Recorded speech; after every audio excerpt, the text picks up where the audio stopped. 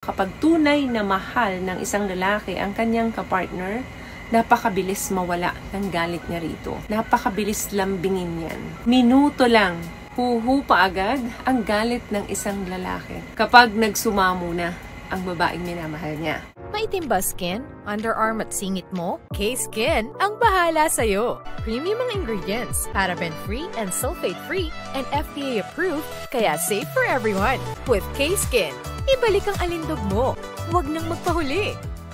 Hi guys! Welcome back to our channel. Kamusta po kayong lahat? Sana ay nasa mabuti po kayo. At sa mga hindi po nakakakilala sa akin, my name is Cheryl Ting. At kung bago lang po kayo sa channel na to, pwede po pong makahingi ng isang favor. Please subscribe to our channel. And also, huwag nyo na rin po sanang kalimutan i-like and follow ang ating Facebook page official and also ang ating TikTok account, Cheryl Ting.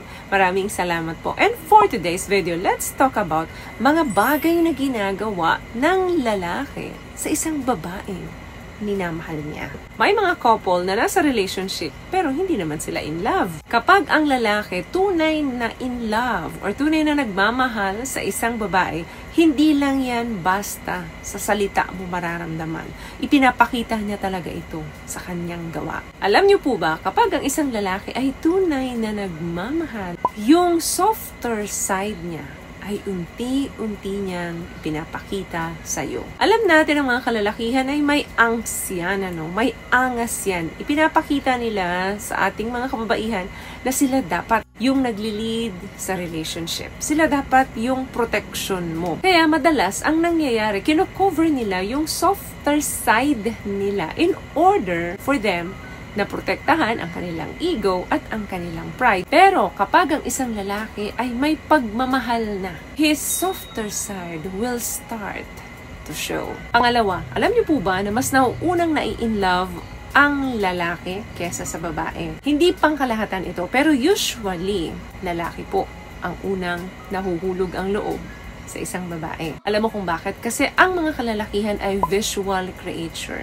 Kapag nakita nila na ang babae or may katangian na hinahanap sila sa isang babae, mapakatawan man ito or mapakwality, nagta-times 10 yan sa isip ng lalaki. Dahilan kung bakit mas mabilis niyang na-appreciate ang babae kesa ang babae sa lalaki. Madalas, bigay effort agad sila dun sa first stage ng getting to know. Another thing, kapag usapang love, a man will open up a lot more to the person na mahal nila. Kapag in love na ang isang lalaki, nagsishare na yan sa'yo ng maraming bagay tungkol sa buhay niya. Mag-open up na rin yan about sa future ninyo, sa mga goals niya, kung ano pa yung mga plano niya, lahat yan, i-open niya na sa'yo once na ang lalaki ay may totoong pagmamahal na sa'yo. At take note, kasama ka sa mga plano niya. Another thing, alam niyo po ba na mas nai-in-love ang isang lalaki kapag may resemblance ito sa kanyang ina?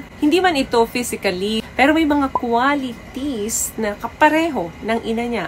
Ang isang babaeng minamahal niya, mas nahuhulog ang isang lalaki. Lalo na kung close ang isang lalaki sa kanyang ina. For example, sa paghawak ng pera, nakikita niya na paano humawak ng pera ang kanyang ina. Halimbawa, masinop yung nanay niya. Then, nakita niya sa girlfriend niya, masinop din humawak ng pera. Alam niyo po ba, mas nahuhulog ang loob ng isang lalaki kapag may mga good qualities ang ina niya na kapareho ng babaeng minamahal niya. Another thing, alam niyo po ba kapag tunay na mahal ng isang lalaki ang kanyang kapartner, napakabilis mawala ng galit niya rito. Napakabilis lambingin yan.